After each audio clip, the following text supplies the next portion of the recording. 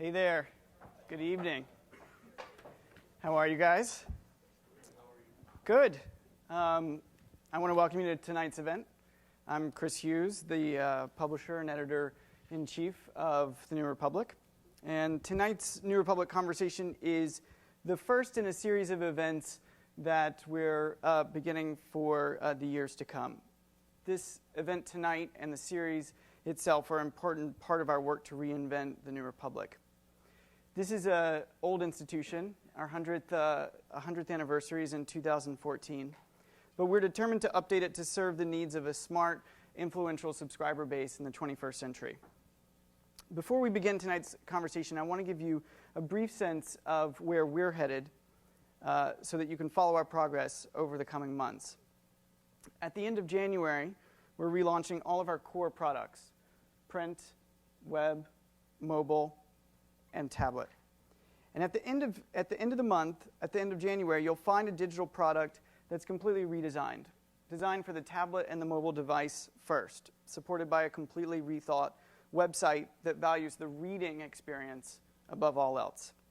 You'll also see a completely redesigned magazine that invites the reader in, asks them to linger, and perhaps most importantly of all, makes it fun and enjoyable to read thought-provoking, important content. But these are not just aesthetic changes. The New Republic that begins in January will embrace our intellectual and political heritage, but be a new brand that brings you thorough, unbiased, and entertaining content that appeals to a 21st century cosmopolitan sensibility. Moving forward, subscribing to the New Republic doesn't mean just getting print in the mail.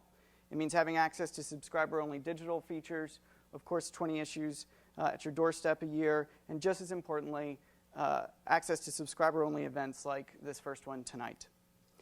Which brings me to the topic of why we're all here. I'm fortunate to be joined by two people who work at the cutting edge of technology, media, and government, and who are some of the brightest, most creative thinkers of our time.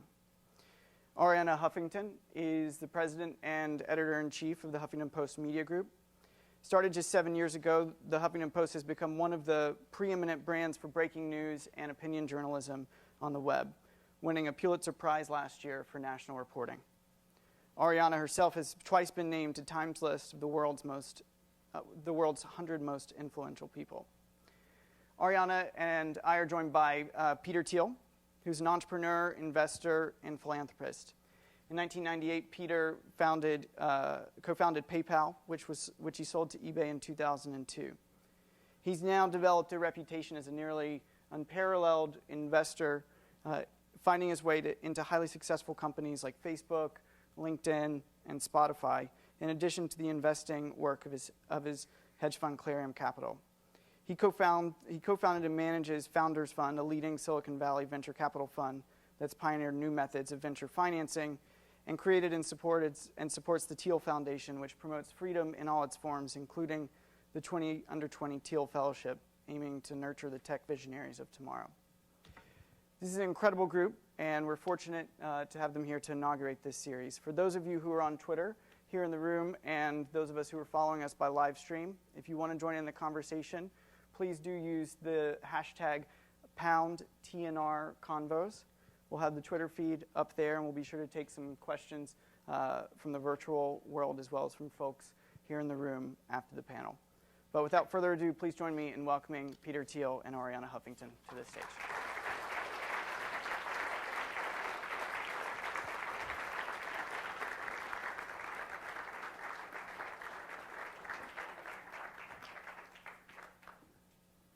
Thank you, Chris. Welcome. So, to get our conversation going, I thought it would be great to kick it off and just get a sense of how the two of you guys in particular use social media. I know, Arianna, you have over 1 million followers on Twitter, and I was digging into some of the numbers just earlier today, and you were somehow managed to tweet over 60 times on election day alone. So what does that mean? Are you glued to your device? Are you constantly using it? How does it work for you? Well, first of all, let me explain why I get a cushion and Peter doesn't. And I don't want you to think there are special privileges. I just had hip replacement surgery, so you have to to have a cushion for another 2 weeks in my case. So I have grown to love social media. You know, I was a late adopter to Twitter. I didn't take to it right away. And Facebook and Google Plus and Instagram. But I also find that I'm very, very concerned about our over-addiction to technology. So I have sort of a lot of strict rules, like I have absolutely no devices in my bedroom, so that this is like a device-free zone. And part of it is, 5 years ago, I fainted from exhaustion and broke my cheekbone, got 4 stitches on my right eye, so I came to this realization sort of the hard way of the need to disconnect from technology and reconnect with ourselves on a daily basis.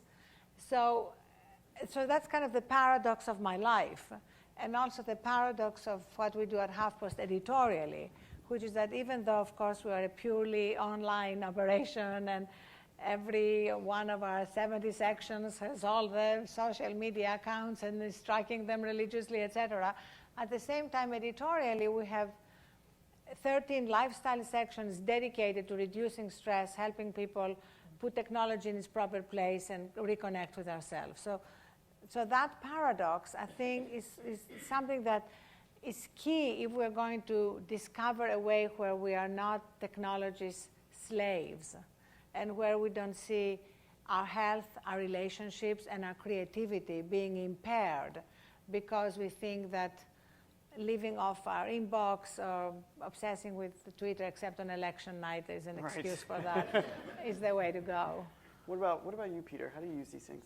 Well, I don't actually tweet or do too many of these sort of short messages. I'm still probably very old school and always being incredibly nervous about anything I say or write, and perhaps I've become even more nervous about these things in the last decade, because there's a sense that everything you say will be with you for all eternity. And so, one of my friends once told me that writing a book was more important than having a child, because you could always disown a child if it turned out badly. You could never disown a book that you had written. And I think there's some aversion in which the digital age, this is not just true of books, as it might have been true, say, in the 1980s or 90s, but there's a feeling that it's true of everything. So I'm still, I always very meticulous, even in emails I write, read them, reread them, assume that every single email is something that will be in the public domain. What does this look like if this is going to get published someday? And so one has to be really careful about these things. I end up probably Facebook is the company that whose service I use the most, and it ends up being rather unstructured in many ways. I just look at stories friends of mine link to, and I find it's often a really good way to get news, where people identify things, and you then sort of look at the stories they flag, and it's sort of an interesting prism on the world. But you're not going to Facebook to get news per se. Do you go to other sources, homepages during the day? Do you still read in print? Well, I still read the Wall Street Journal, New York Times every morning. In print? In print. So I'm not a typical consumer probably, but I think it is. But I do agree with something that Ariana said, which is that even though I'm very positive on these new technologies, and I'm always going to be in favor of technology, almost dogmatically, I do think it is the case that we haven't really figured out how to use them all that well yet. And the one that I think is striking is how, even though email has definitely made our lives more efficient, I don't think it's made it as much more efficient as one might have thought. It's hard to concentrate in a steady way when you have this constant pinging. It's like the small little dopamine hit you get every time you get an email. Yes, somebody likes you. It's mostly disappointing because it's just some sort of mass spam that you got. But Right. So do you still read paper newspapers? Yes. In fact, one of my favorite things is staying late in bed on Sunday reading the New York Times. And of course, during the week, I still subscribe to papers and magazines like the New Republic. But One more. but I don't often read them, but I still like subscribing to them. I like kind of seeing them collect dust. I don't know, it's like there's something in our DNA, especially people my age, but even younger people, like my daughters, one's in college, one has just graduated, and they love magazines, even more than newspapers. You know, they've given up newspapers, but they haven't given up magazines. And the ritual of being at an airport and going to a newsstand and getting a stack of magazines and papers is still incredibly satisfying. The other thing is that I love underlining everything I read. Mm-hmm. It's so much easier. I know Kindle has a way to underline, but it's so unsatisfying. I love underlining. I love cutting articles with the scissors. You know, it's like I have all these old-fashioned habits. But there's also something beyond what I do, because, you know, there's this technology, satellite technologies, that you can be in a remote place and you can actually print newspapers. Right, right. And, you know, you wonder why people are doing it. There's something nice about being at a breakfast table and passing a paper around, even if it's digitally produced. So what do you make of all of the statistics which show that social media is a source of inbound? I mean, I'm sure you see this at the Huffington Post, just like any other news source, is increasing very, very quickly. That the number of people who are coming to the front page of a website compared to the number of people who are coming because of a friend referral, the friends in social is much higher. But to the extent that that is a good thing because people find out what their friends are reading, I think we all are pretty well familiar with. But I'm curious to know if you see any negative sides to that either. I mean, there's theories that the more that people just listen to what their friends are saying, the more that they're just hearing opinions that agree with their own, and without any exposure for those of them who are not still subscribing to print, or who are not still turning into the evening news at 6:30 p.m. They're not hearing the other side, and as a result, they're not as informed of citizens. Is that a phenomenon you think is happening? If so, is it something you worry about? I don't think this is caused by social media. I think that this has been a perennial issue. You know, there have been partisan papers forever. We tend to gravitate to what reinforces our view of the world. I think the way to check that is the consequences of doing that. I mean, let's take the Republican Party as an example. You know, the consequences of living in a bubble and not actually checking facts is that they lost. So you would have thought that something as dramatic a consequence as that for a political party or in our lives would have an impact in terms of how you expand your bubble to include things like facts. And I'm guessing you might not see totally eye to eye on that. Well, I'm not going to defend the Republican Party here. I think that not the current one. I think they've done a lot of things rather not that well in recent years. But I would say that in my mind people focus too much on sort of the media technology and not maybe on other things. So if you ask the question, why is our country so polarized? Why is the politics so angry? Why is it so hard to find compromises? There's sort of a story you can tell that you have sort of various types of television or internet media that somehow keep stoking people and fanning the flames, and that some of these we have too much news or bad technologies that are driving this. But I'm not sure that's true at all. I'm sort of I do think things are more polarized, and I think people are angrier, and it seems like things are working less well than in most times in the past of this country. But my current thesis on it is that it's basically driven by the fact that there isn't enough growth in the economy. And I think that when you have a representative government like ours, where people get around a table and you can compromise, and there can be something where there's more for you and more for you, and more for everybody in this room. That's how you craft compromises in a sort of representative democracy. When there's no growth, then for every winner there has to be a loser. And politics becomes this incredibly tough zero-sum game. And I think it's a very interesting question whether it's possible for a constitutional democracy to work in a zero-sum world. And the U.S., for most of its history, was a society that was growing and that was progressing on all sorts of dimensions. Probably the one decade where it really wasn't was the 1930s, which was a terrible decade in much of the world, even worse than in the U.S. That was probably a decade where democracy came under incredible strain. And I think it would be a mistake to say that Hitler came to power because the radio technology enabled people to be propagandized more easily. Maybe that was a small part of the story, but I think the much larger part was that there was something wrong with the society and there was no center left. And I think we have a similar problem that we've had 40 years of general stagnation. The 70s, things were pretty badly frayed. We had then had a quarter century of bubbles, one after another. The bubble age is sort of coming to an end, but it's giving way to this extremely divided and very nasty politics, where it's extremely hard to craft solutions that actually improve things for everybody or even most people.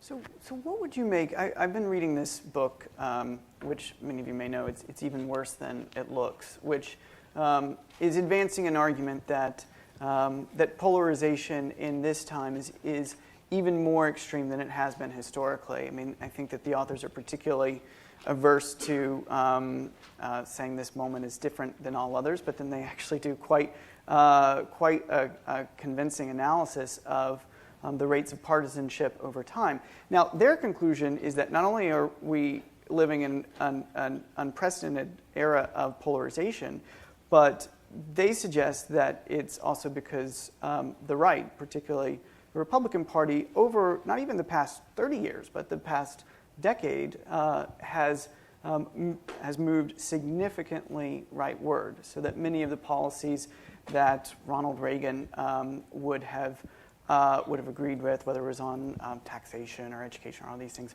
are now anathema to the mainstream Republican Party. And I'd love to hear from both of you on whether or not, I guess, firstly, whether or not you think that that's the case, and secondly, whether you think media, whether it's Fox or Facebook or Twitter or the media environment in which we live, has created that reality and laid the framework in the way that it's been laid. Well, I think, first of all, I agree with Peter that the absence of growth, the fact that the middle class has been under assault, the fact that the American dream is really not real for my children's generation, not for the majority of them. The idea that you are going to play by the rules, work hard, get an education, and then you'll be able to do better than your parents did. That's not really a reality, except for a few. And that, I think, creates an incredible anxiety in people and moves people into survival mode. And when you're operating from survival mode, I mean, that's when we've had some of the worst crises in human history, including in Nazi Germany, when you scapegoat, you demonize, you don't just have people you disagree with, they're the enemy. And that's what is so disturbing right now, because, we are now number 10 in social mobility, in upward mobility, which is stunning, to be behind Spain and France. For America to be behind France in upward mobility is a little bit like France being behind America in croissants and afternoon sex. It just doesn't make sense.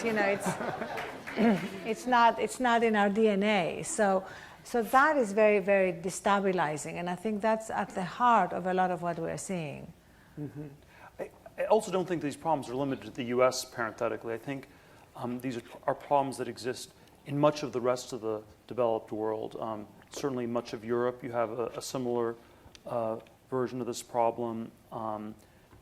Maybe you have it in Japan as well, even though it's sort of culturally very different and sort of strange. But I think it's actually sort of a very widespread problem. It's always hard to measure whether things are.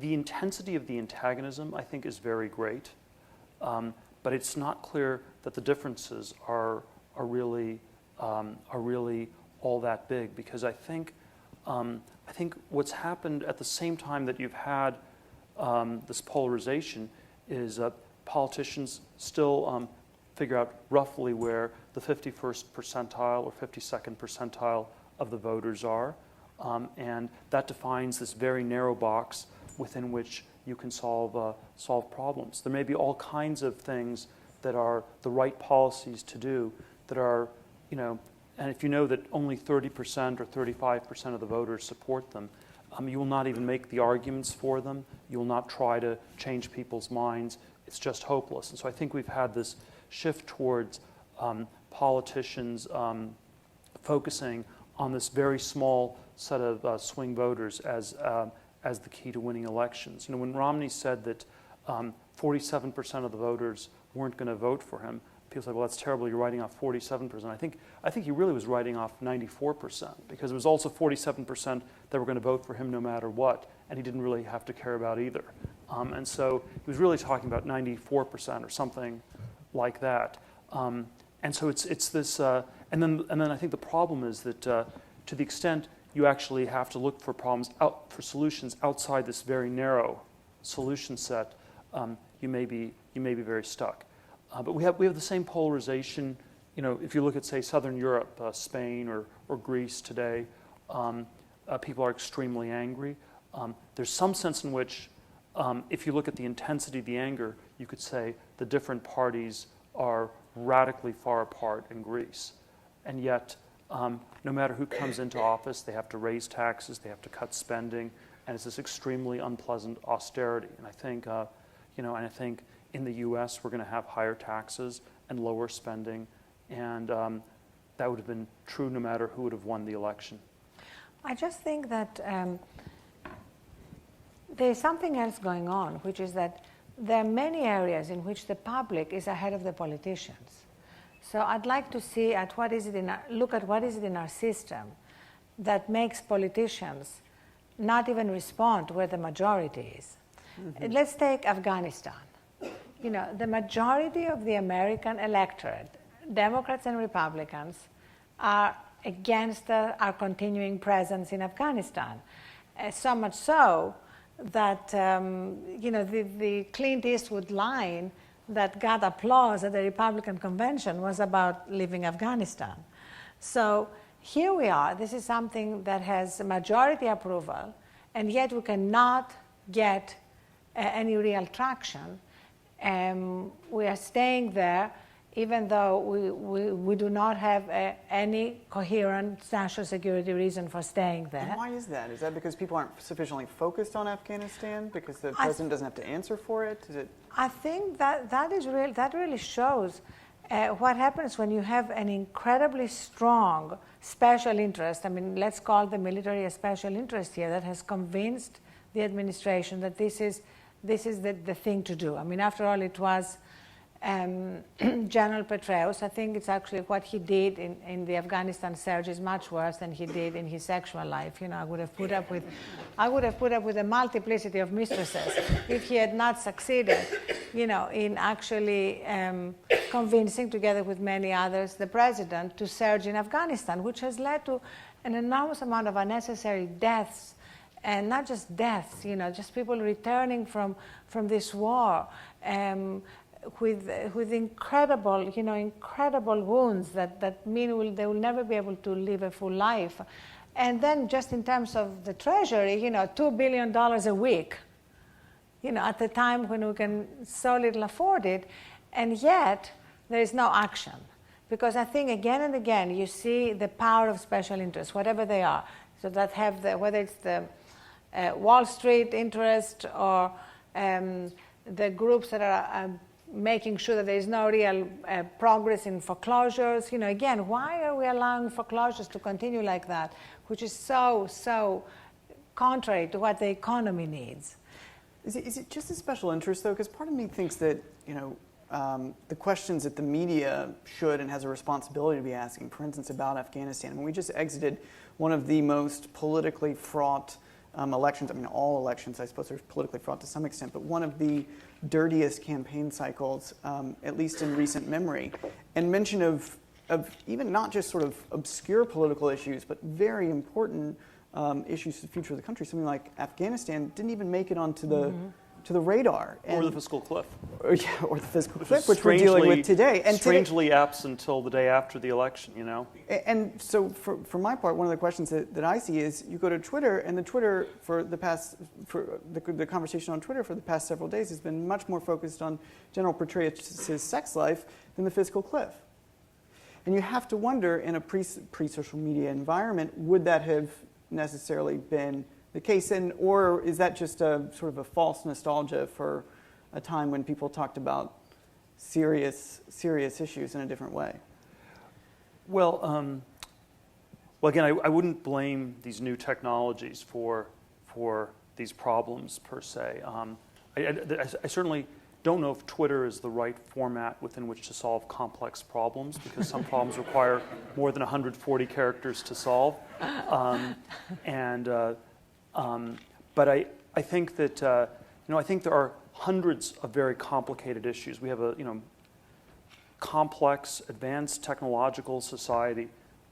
No single person can actually understand everything that's going on. You can't even read. I don't think anyone in Congress or the Senate even fully reads the 1,000-page plus annual budget, and so there are these very strange questions about how a society like that functions. I think the way it actually functions today is that we have a ever stronger administrative state that basically makes most decisions, and then when you get the Congress people involved, that's normally a bad sign because they're normally going to mess things up. If you actually get the people involved, that's a really bad idea. But it is, of course, very anti-democratic that it's sort of being driven by this permanent bureaucracy, and then you have, and then, of course, because things are so gridlocked, you have to have judicial intervention, and judges just sort of try to accelerate the process and make decisions at various points. But I think it's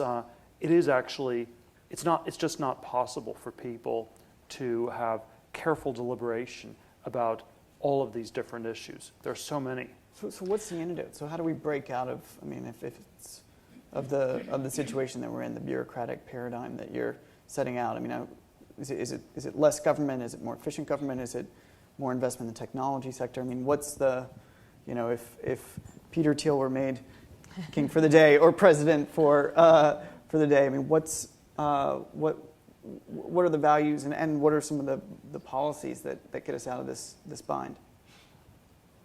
I don't have any great prescriptive solutions, but my description would be that that's actually the way our society functions, and it's very different from a civics textbook or something like this, where you debate the issues and you vote for people. You have some sense of where they stand. Maybe there are one or two important issues that you really like, and where there's a strong differentiation on the candidates.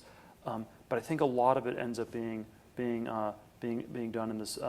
On this very different level, I think that's sort of where we're strangely stuck. And then I think there is the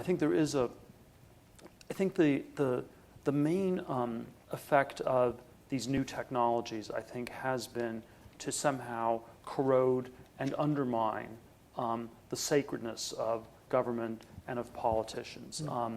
And so if you contrast it with, say, Kennedy and Johnson and Nixon, who I think were, three criminal sociopaths, they couldn't get away with what they did today. You couldn't bomb Cambodia for, 6 months or however long it was bombed with no one noticing. And so there are things you couldn't possibly get away with. But during their time, they were they were, worshipped. Nixon not so much at the very end when things started to become more transparent and break down. But I think that sort of politicians as these godlike beings who should be worshipped doesn't work, and that sort of these technologies will lead us towards a sort of political atheism. And that's I think, the effective truth of the information age is this form of political atheism. And it's problematic because we don't know how to get things to work if people don't believe in anything. But it's also, I think it's also a good thing because people believed in a lot of mistaken things before. Mm-hmm. And so I think on net, I think it's definitely progress, but it's very hard to know how you construct something new with that. Well, so much great stuff here. I mean, I just want to respond to 2 points. First of all, we have reached an age of political atheism. I completely agree with that. I think we just need to acknowledge it, and media need to do a better job at pointing out that solutions are not going to come from Washington. But solutions are going to come. You see, this is not a pessimism. This is just to acknowledge that there are good things happening every day. There are startups that are creating jobs. There are people helping their neighbors. There is an enormous amount of good happening, but the media are not really putting the spotlight on it. There is still a tremendous emphasis on covering what is dysfunctional. And now, trust me, at HuffPost, we do cover what is dysfunctional relentlessly. But we also have dedicated sections covering what is working, an impact section, a section called Opportunity, What is Working, a feature called The Greatest Person of the Day. Just any number of ways to actually communicate that there are good things happening. And at the conventions, we organized events and an exhibition of startup entrepreneurs. Job creators are not just the people running companies. Job creators are people straight out of school or who didn't go to school, who may be Thiel fellows, who they may just create 2 jobs, one for them and one for somebody else, or maybe just 1 job. But if the media did a better job at putting the spotlight on what is working, then we could help scale what is working, because that's the problem. The problem is one of scale. It's like, how do you take all these good things and scale them? And how do you encourage people to tap into their own creativity and ingenuity and imagination so that they can create things? And that for me is really a big challenge right now. And part of it is our whole conversation is focusing on deficits. The fiscal deficit, the jobs crisis, all very, very legitimate, but there is no countervailing conversation focusing on our surpluses. The fact that we have an enormous amount of creative people in this country. How can we encourage more of them? Why do you think that is? I mean, you would imagine that if there was actually a market, if people wanted to read that type of news, or if they wanted to share that type of news with friends or family, they would, I don't know what the traffic looks like for those impact pages compared to some of the other pages on Huffington Post, but I would imagine it's not nearly as high. But so is the solution just media companies understanding that there's sort of almost a institutional responsibility to cover things of that nature and make sure it's side by side with the There is some scandal of it of that, day? but what we are finding is that some of our greatest engagement is on the sections. Mm-hmm. So it's not just traffic, it's also how much time people are spending there, how addicted they become to that. After all, as in terms of just running media properties, we want people to keep coming back and to participate. They don't just, that's the other key thing, they don't just consume. They share, they participate, they tell their stories.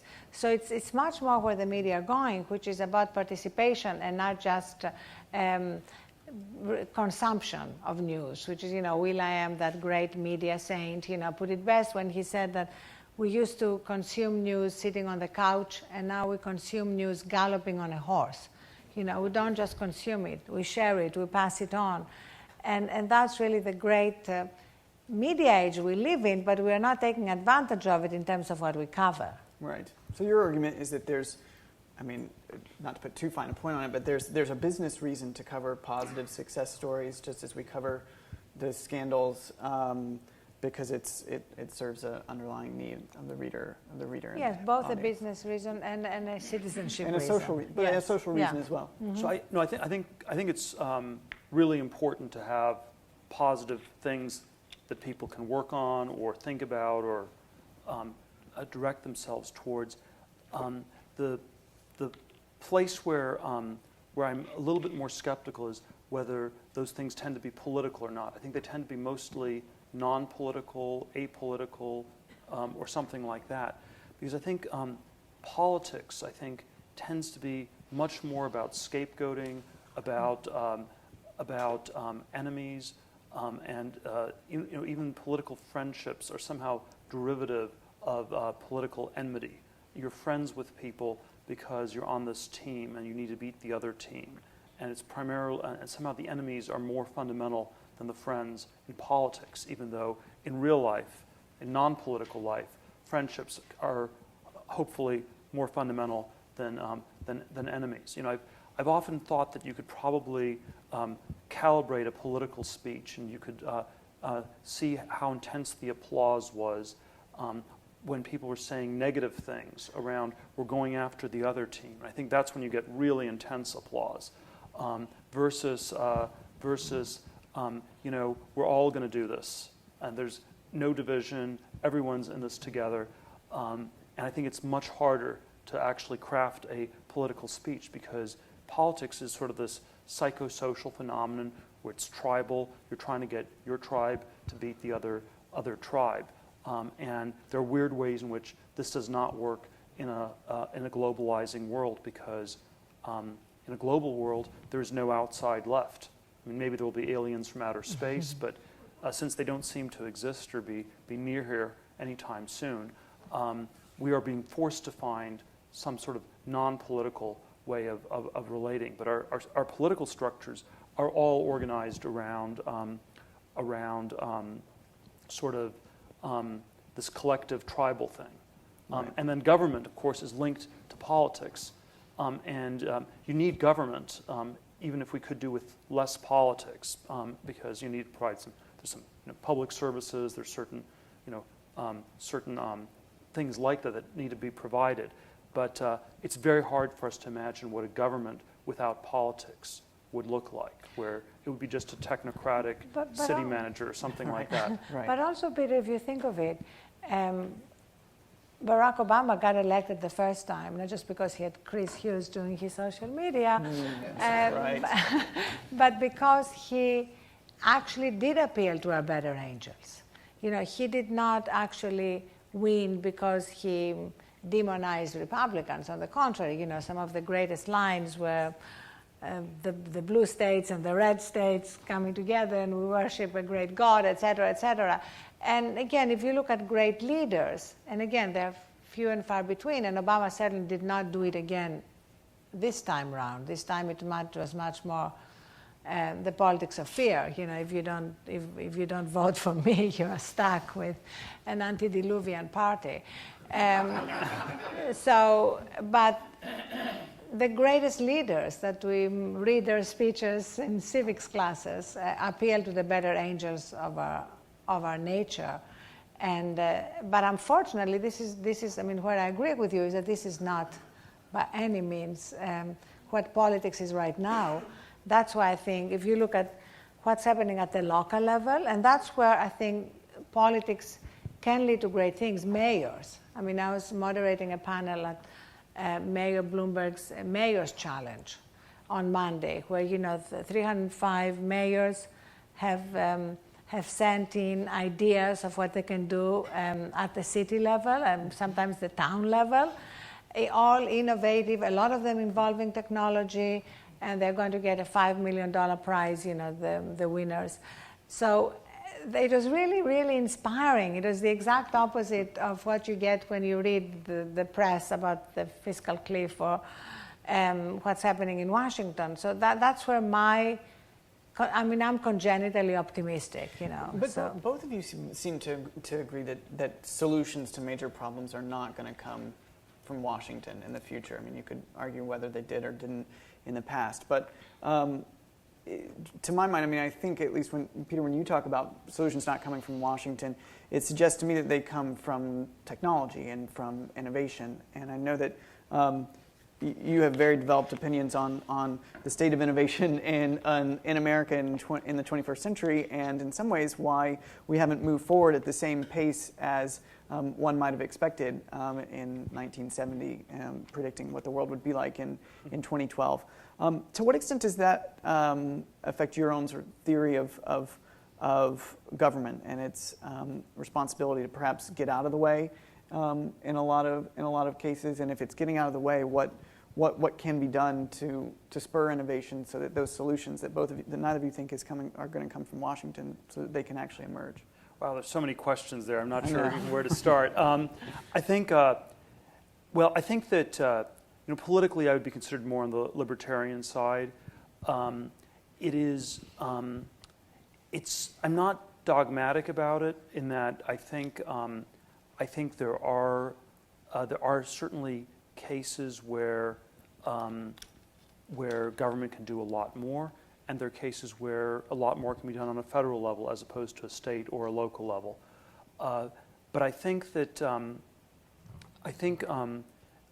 there are. You need to somehow get things to actually. It probably works best if you can have some coherent idea about the future that can act as an organizing principle for people to sort of work towards. And you can envision doing this with a company or with a town. It's much harder somehow for our political leaders to do this. And so I think you could do a lot more on the federal level if you articulated, this is where we think the country will be in 20 years, this is what we need to do, and this will make it a much better country. And people did this, say FDR did this in the 30s, it was still the way people talked about the future in the 50s and the 60s. We no longer talk about the future. The future is something we actually no longer think has reality. We think it somehow doesn't make sense. We think that all prophets are false prophets. And so if you gave a speech saying, this is what I think the country will look like in 20 years, people would immediately say, we don't believe that doesn't seem to make sense, anything like that. But without having some definite idea about the future, it's actually really hard to organize things around that. But I would claim that almost all effective leadership has this sort of visionary element about the future. And one of the strange aspects of our society culturally is that we no longer believe in the future. And you have all these complicated questions why that is. I think that part of it is that we've had sort of a financial paradigm has replaced an engineering or technological paradigm. So in the 50s and 60s, people thought in terms of science and technology as these important categories. And calculus was the dominant form of math. And you could calculate, this is how you get a rocket to go to the moon. And this is what you have to do. And at this point, the dominant paradigms are financial. And finance is dominated by statistics. And all we can talk about are the probability distributions of what happens. And you can have a portfolio. But you can't have any opinion about any of the things that are in the portfolio. It can just be diversified.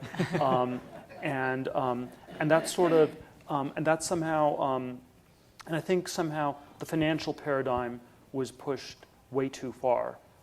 And there's a need, I think, to somehow go back to this paradigm and to be able to speak about the future concretely. If you take let me try to concretize this very specifically. If you take something like the challenge of how do you solve the energy problem, and how do we produce cleaner and cheaper energy than we have available today? And there's maybe I think there's room for the private sector. There's theoretically room for the government, but I think you have to start by having opinions and ideas about what specific technologies can be pushed, and we seem to be that's something that's almost toxic to discuss, where we don't talk you don't talk about Solyndra as it could never work because it has cylindrical shaped solar panels which are 1/pi as efficient as a flat screen. And so high school geometry tells you this couldn't work. Instead, you have a Republican critique, which is that there were ethical violations through campaign kickbacks. And then you have a procedural defense, which is that we have a portfolio of things we're investing in. And both of these are, I think, somehow really weak ways of Right. talking about the future. Yeah. And you need to have sort of this much more specific way. And energy is an example where maybe you need coordination. You know, if we want cars to shift towards natural gas, you might have to have a coordinated way to go about doing that. But that somehow is a way that it's very hard for us to talk about the future in those terms, for example. But first of all, I think this is such a key point that you are making, Peter, about the financial paradigm, which is about the short term. And we see that nowhere better than at the pressures on public companies to deliver, quarterly earnings and the stock price. And the result of that has been devastating, because basically the focus is on how to beat expectations and have a better stock price result rather than create things and produce things and do what businesses are supposed to do, if they're going to succeed in the long term. But again, here we see, the role of the media. Again, how much time are we in the media spending on focusing on these bigger questions? Mm-hmm. And again, the fascination with statistics that Peter mentioned is by extension an obsession with polls. The way that journalists obsess with polling numbers is really, to me, tragic. First of all, because polls are by definition such an incomplete view of reality, of what, I don't mean just the head-to-head polls, which create this, what became at the end of the election a completely artificial perception that you really had a race. But also the fact that you have, like, when you ask people, first of all, who answers polls? It's just like, I think it's a very small and completely unrepresentative minority of bored and lonely Americans who have nothing better to do at dinner when they're interrupted than talk to strangers for no money. So why do we care what they think? And it's always the most short-term view of everything. Because whenever a crisis erupts, that's when you discover how people had no idea. Remember after 9/11, they looked at the polls before 9/11, and only like a tiny percentage of 1% had considered terrorism a problem. Because people are just surviving, they're trying to lead their lives every day, and that's where leadership needs to come in. Instead, now we have basically leaders following the polls, except when it comes to issues like Afghanistan or the war on drugs, where again, there is a new consensus around the war on drugs against, the criminalization of drugs and the filling of our jails with nonviolent drug offenders, but politicians don't have the guts of either party to take on this issue. And just one more thing here, which is that the media have a big responsibility because they continue to see these issues as right versus left. Mm-hmm, mm-hmm. And to the extent that the media continue to look at everything as right versus left, they make any real discussion of the issues and any real solutions much harder. Because there is nothing right versus left about Afghanistan. In fact, you have a lot of conservatives, including people like Richard Haas, who advised President Bush on Iraq, urging us to get out. On the war on drugs, again, you have Pat Robertson agreeing with Bill Maher, that we should decriminalize a lot of these drugs and focus on treatment rather than incarceration.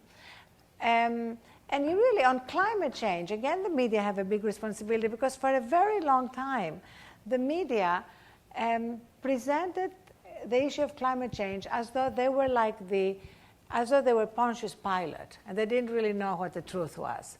So you would have, moderators having the equivalent of Al Gore on one hand, talking about the dangers of global warming, and Senator James Inhofe on the other hand, saying that global warming is a hoax, and presenting these views as though they are morally and factually equivalent.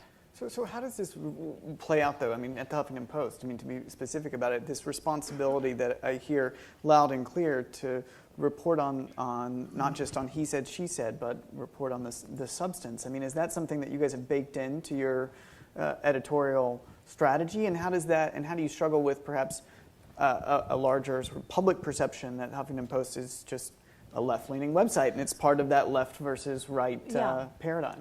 I mean, I think it's a perception that continues to be maintained by people who have stopped reading us. Because if you read the Huffington Post, I mean, there's been so much criticism of Obama. Yeah. In fact, from the, and Democrats, you know, from, in fact, our election strategy was we're covering two campaigns, I told our reporters and our editors. We are covering the Obama versus Romney campaign, and we are covering the Obama versus Obama campaign. You know, which Obama is actually going to govern? Because, you know, the Obama who gives the great speeches about what we need to do is not necessarily the Obama who governed in the first term and who is going to govern in the second term. And my first piece after the election was about all the things that we need to hold Obama accountable on, including drones and all the other things that I mentioned today, and civil liberties, et cetera, et cetera. So that's our responsibility. We don't have a side. We're not cheerleading for any side. So speaking of which, right before we move to the Q&A from the audience, if you're President Obama on day one of January 21st or whatever of next year, what do you focus on? What do you prioritize? Well, first of all, I would appoint Peter Thiel as Energy Secretary. First action. That would be my first action, and get him to bring in this true passion that he has about what real technology and innovation can do for this country, which really, if you think of it, is how this country grew to be what it is. And you know, I mean, I have a much more gentle view of social media, but you know, when he says we wanted to go for flying cars and we got 140 characters, the point is that the promise of technology and where it can take us has not been fulfilled. And I think having somebody at that department who can actually drive that, because that's where you do need some public-private partnerships often to get things going. And so anyway, that would be my first act. What about you, Peter? You know, I always dislike all versions of that question. So I'm going to explain why I don't like the question, actually. Because I think it goes to sort of what I think one of the big challenges in our system is. The question is ambiguous between two interpretations. One is, if you were dictator of the U.S., what would you do? And then secondly, if you had to spend all your time kissing babies and appeasing people and raising money and trying to craft compromises, what would you do? And one is theoretical, one is practical. And people assume that there is not that big a difference between theory and practice. It is my view that we're at a point where there's an unbelievably large gulf between the two. And so you have to, you know, so if you're answering the theoretical question, you're talking about a form of government that's completely different from ours. It's not a politically atheist society. It's one in which people believe the president. And he can act as a sort of benign king, which is sort of what FDR was, let's say, in the 30s and 40s. He was an elected king, more or less. If you believe, if the question is the second one, if it's the practical question, that's really tough, and you have to probably find like some really narrow places to find some compromises and to get things to work.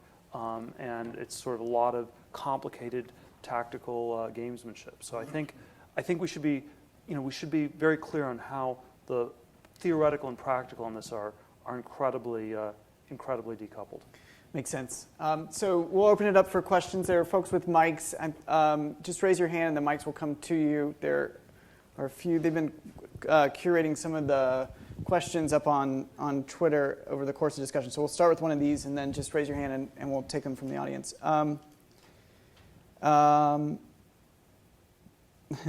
So there are a couple questions here. Do you think there should be a new way to get good ideas into government? Is there a way for technology to help ease this process and introduce ideas that aren't part of the conversation today? I really don't think that we have a shortage of ideas. I think we have a shortage of the will to execute on good ideas, even good ideas that everybody agrees on. If you take, for example, that there was real agreement in Congress that we should allow foreign students who are graduating in STEM subjects to stay in this country. There was real agreement. Republicans liked it, Democrats liked it, but it failed.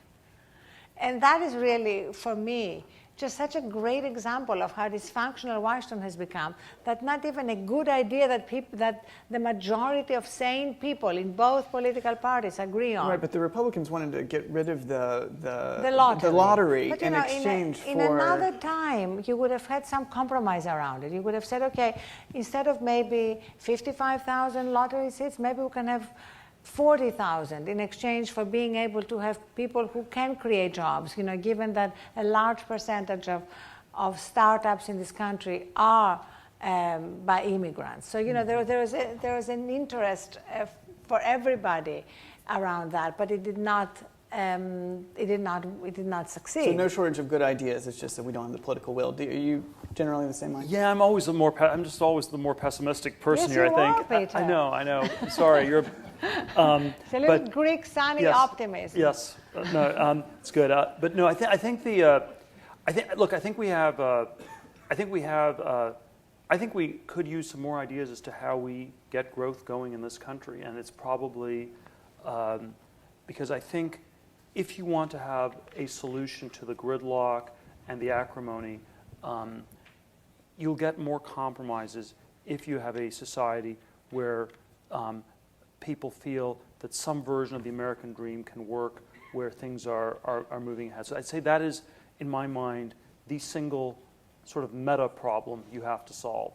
If you can solve that, then I think there would be more willingness to compromise on all these other types of issues. And it's, of course, a chicken and egg problem of all sorts, but I think that's the one that I think we need to work on very hard. And I actually don't think people have a coherent enough idea about the future. And so the challenge I would give would be whether you do this on the government side or on a personal side, is people should think about where do they want this country, where do they want to be in 5 years or in 20 years' time, and how do you start coherently thinking about the future once again? Right. We have a question over here. Yeah, I'd love to have you address a variant of the question of Twitter affecting democracy, which is we actually have a representational democracy, right? Because it was designed when communicating information had a high degree of friction associated with it. The friction's gone.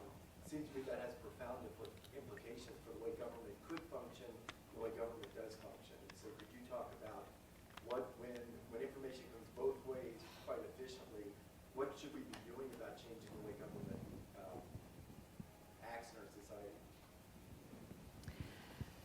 When you say when information comes, you mean the fact that there is a lot more information available to politicians from social media? Is that what you're referring to? Right. But we can now, so social media is the first thing that's ever happened where it's an alternative way to organize and channel the efforts of a large number of diverse, dispersed people. So it seems like there are a lot of things you're seeing that are crowdsourced that are replacing government functions. You're also seeing, as you say, with immigration, do we really prefer to have Harry Reid and Mitch McConnell making a decision when 90% of the American population could just say by email, stable green cards to degrees? But I'm serious about it. It's like, why do we count on a handful of politicians that are almost always in the back pockets of special interest groups, and we can now communicate quite directly what we think? Sorry, go ahead, Peter. Well, let me defend our political system just a little bit, even though I'm, just to come back to the example of stapling green cards to people's diplomas, I think I'd agree with that. But in practice, you have to ask, is this every diploma? Is it just a STEM diploma? Do all colleges count? Do bogus online universities count? You have to actually, in practice, how do we deal with fraud? how do we monitor it, who does these things. So even in something like that, which is sort of a no-brainer type of a thing, you have to actually sort of get a lot of the details fleshed out in one form or another. The way it was done in California, you have this sort of proposition system, and there definitely I think is a pretty widespread consensus at this point that it somehow has not worked all that well. And the problem is that even though a lot of single issues make sense, there often are all these trade-offs. So you have all the money has to be earmarked at this point for various things, and there's almost no freedom to figure out way to spend money on new projects because people said, well, is it good to earmark 40% to public schools? Yes. But then, once the other 60% were earmarked, there's no freedom of action to deal with other things. So I do think the strange dilemma is that we're actually living in a much more complex society than we were in 1776 or 1789, and so you actually, to my way of thinking, need many more layers of this, and then that poses an incredible challenge for democratic representation. I don't know what to do about that, but I think that's actually the problem we have. Mm-hmm. Maybe we can take one from over here, this side of the room back there. Hey, this is for Ariane. I know you come from Greece, and I'm wondering why, or if you have an opinion on, given the fact that we have social media and Twitter, why do you think we haven't diversified political parties in the States? Why do you think we're still this red versus blue? Why don't we have more options? Do you think we have more options in this day and age? Well, I'm actually in favor of more options. I would love to see third and fourth parties. I think we could really benefit from it. Of course, we see a lot of examples in Europe where it hasn't really helped, but I think where we are right now in the States, we need to shake the system up. And so changing our system in many ways, changing our system to allow multiple parties, ending the filibuster, ending the electoral college. I think the electoral college is really, really damaging. So basically you have politicians focusing on a few specific districts within battleground states that are still in play instead of focusing on the whole country, So there are a lot of, again, very obvious things. I keep returning to that subject, that somehow we don't have the will to make happen. And that's where I would like to sort of have a list of things that have majority support, and say, can we just make this list happen? We're not going to achieve everything, but if we can do that, I think we would dramatically change the way we operate in this country. Over here. This is a question for the panel. Do you guys see the format of people tweeting while the three of you are talking as being a problem for the function of public discourse? Specifically, the problem of people devoting their attention to their own thoughts about bits and pieces of your conversation instead of digesting whatever wisdom they could obtain by simply listening to the panel discussion as a whole and thinking about it later. Well, actually, first of all, thank you so much for raising that question, because I wanted to say something about it. Okay, on the positive side, I'm very glad that you didn't put this behind us, because there are some panels that actually put this behind the panelists, so and then you're competing with whatever is going there, and people are suddenly laughing, and you have no idea why you're laughing. You didn't say anything funny. But I noticed also where you have it, that most people are not even aware of it. And Peter is not aware of it because he's looking that way. But I found that I had to stop myself from reading it. And any time I succumbed to the temptation to read it, I missed something that Peter said. And then I regretted that, because I'd much rather have listened to what Peter is saying right now. And I can always go back to read this. So it is problematic. It is problematic in a much bigger way, which is that I think we are paying a heavy price because we think multitasking is an efficient way to live, and it is not. Absolutely. I remember my very wise Greek mother just before she died, got very angry with me because I was opening my mail and talking to my children at the same time. And she said to me, and if you think I have a strong accent, you should have heard her. She said to me, I abhor multitasking. And she actually was talking about unitasking and the power of unitasking. Anytime we really, really feel strongly about something, when we're in love, we're present with somebody. When we are passionate about something, we're totally present. And I find now that I'm actually doing a lot more unitasking. It's so hard because we really, really have this false impression that multitasking is hyper efficient. It's the way to go, and we miss a lot of life through multitasking. I agree with that.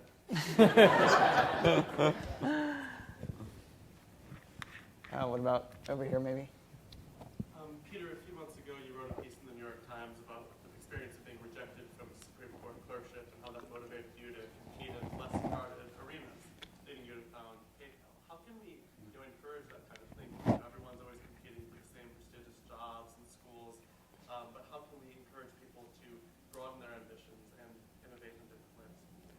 I don't think it was a piece. I think someone quoted me to that effect, but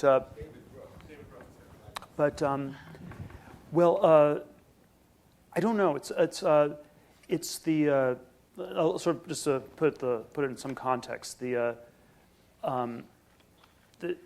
sort of feel like when I was 25 years old, I had interviews with 2 of the Supreme Court justices. They normally interview 8 people and pick 4.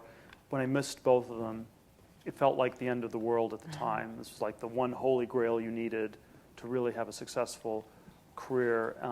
And in retrospect, I feel that was incredibly important because had I actually stayed on the law track that I was on, it probably would have had a much less interesting life than I've had instead.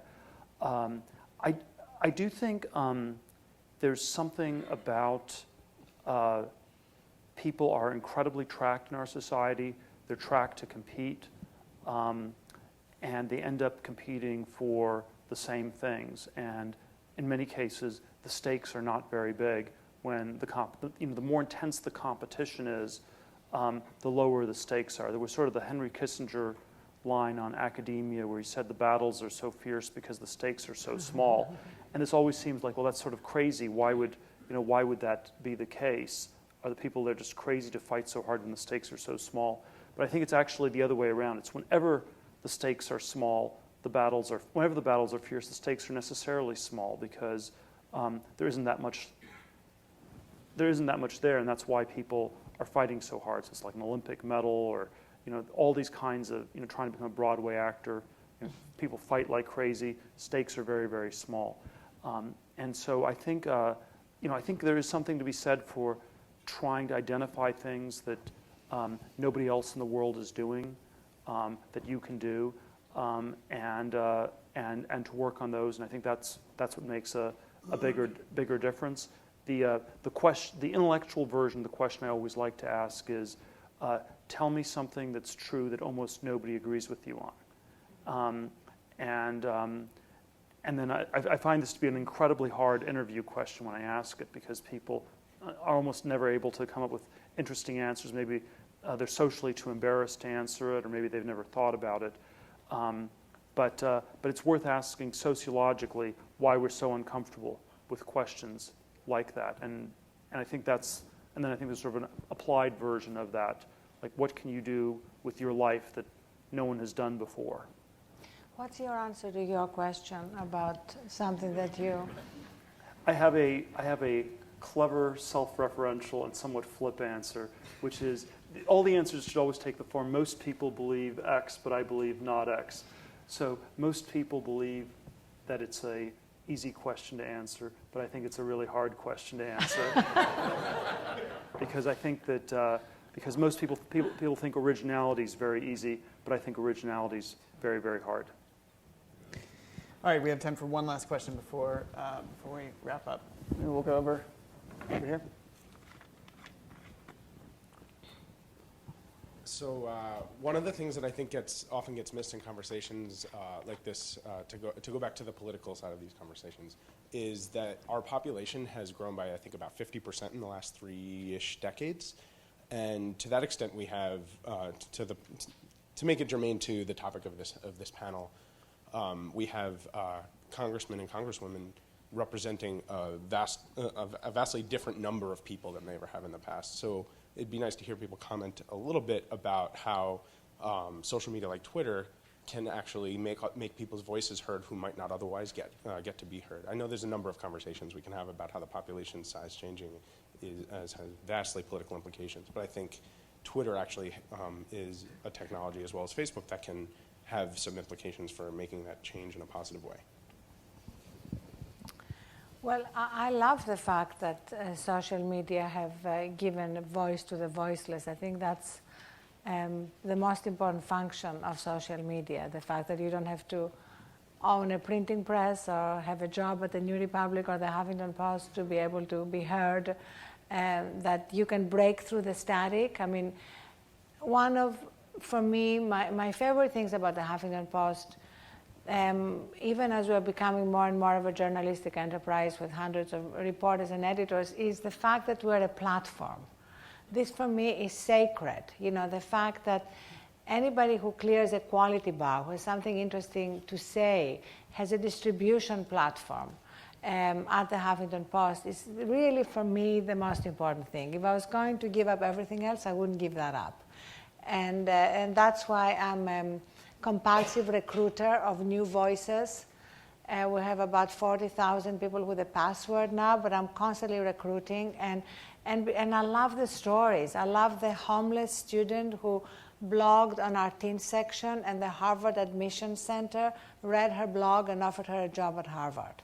We have so many stories like that, and I love them because that's something which social media has made possible in a way that nothing else did. And so to end my part of tonight, I just want to invite all of you to blog on the Huffington Post and to make it very easy and to make sure that you can blog on the New Republic at the same time. That's the other thing. It's not about exclusivity. We don't care. If you post it on your blog, on the New Republic blog, on the New York Times blog, we want you also to post it with us because you'll reach a different, larger audience. And so to make it easier for you, since you took the trouble to come here tonight, to bypass the Huffington Post bureaucracy, I'm going to give you my email address, which is Ariana, with 1 R and 2 N's, @HuffingtonPost.com. So I hope you'll write about anything you care about. Peter, the invitation is extended to you, too. Awesome. Thanks. Well, I do think that one of the things that is very positive about all these new technologies is that they are much more participatory, and sort of what exactly what that means or how that manifests itself, I think is very hard to always predict and say. But I think if you look at something like the role of Twitter in the Arab Spring, for example, even though I like to sort of dismiss that you can't do all that much with 140 characters. What you could do was, people could be aware that there were a lot of people who were unhappy, and that was enough to sort of just create this one very powerful triggering event. I think these technologies tend to be somewhat revolutionary in nature. They are ones that I think are, at the end of the day, going to be a challenge to existing institutions, especially ones that are somewhat of somewhat dubious character, and this is why I think, for example, I think that is sort of the direction that they will tend in. I think China is probably one of the most effective of the non-democratic countries in the world today, and the fact that Facebook and Twitter is still banned in China, I think tells you something about why these technologies really are, at the end of the day, empowering people and not the state. Even though you can make the opposite case. There's always the case that the government can use these technologies to monitor people more carefully. The Chinese government sort of looked at both sides and made the determination, and I think the calculation was probably something like, most of the time we could monitor people better, but every now and then you can get this sort of revolutionary moment where something will spread. It will spread so quickly we can't stop it. And if you have this new distribution channel, it's actually too dangerous for us to retain control. And that's why I think they are revolutionary in a generally positive sense. That's great. Well, with that, let's give a round of applause and thank our panel. Thank you, guys.